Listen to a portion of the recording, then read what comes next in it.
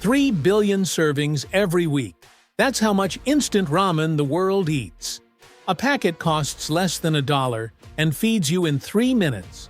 But instant ramen didn't exist until 1958, when a bankrupt Japanese businessman invented it in a backyard shed. His goal wasn't convenience, it was survival.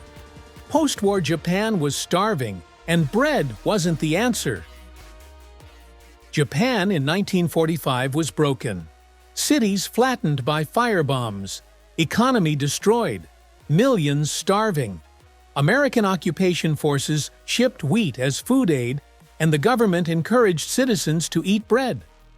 But Momofuku Ando saw something wrong with this logic. Japanese people didn't eat bread, they ate noodles. Asking them to change centuries of food culture during a crisis seemed absurd. Ando was 48 and recently bankrupt after a failed business. He had nothing left except an idea: create a noodle anyone could make instantly at home. No equipment, no cooking skills, just hot water. His neighbors thought he'd lost his mind when he built a shack in his backyard and started experimenting. For an entire year, he worked alone, trying to solve a problem no one had cracked. How do you make a noodle that lasts months but cooks in minutes?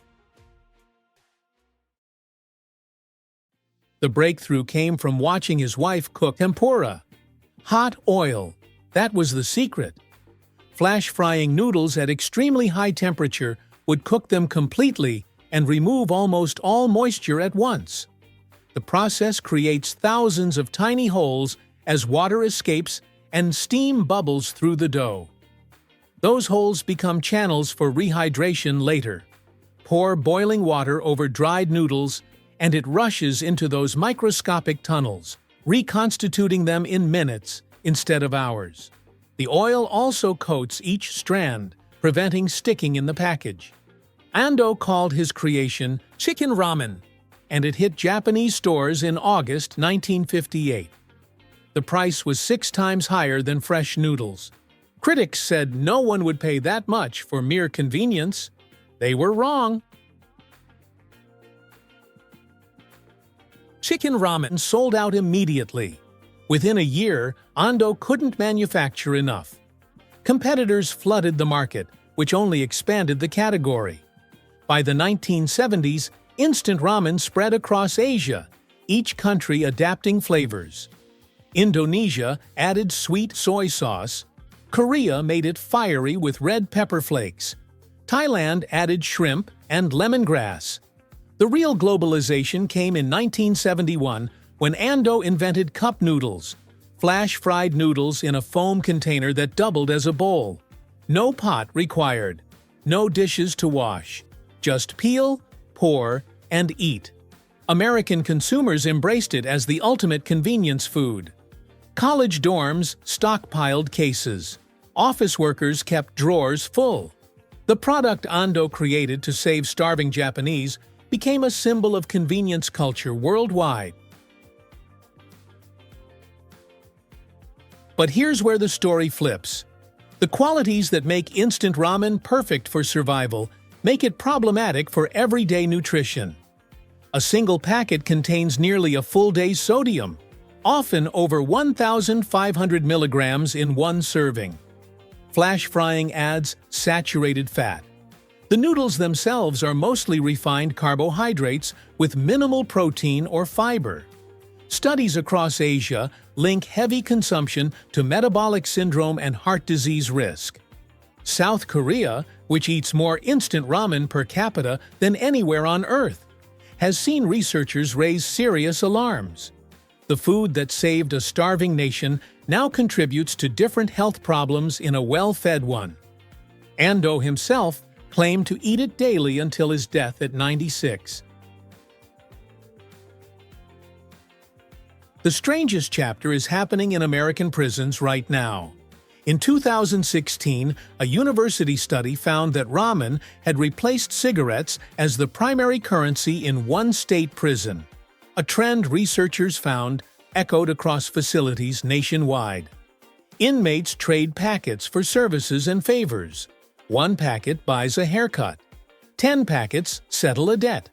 The reason? Prison food quality declined as budgets shrank, while commissary ramen remained available and desirable. Here's the diplomatic reality. The same product means different things in different contexts. In Tokyo, premium ramen shops serve elevated versions for $15. In American prisons, a 30-cent packet represents real purchasing power. Neither interpretation is wrong. Both reflect what the food provides in that environment. What most people miss is the split happening in the instant ramen market today.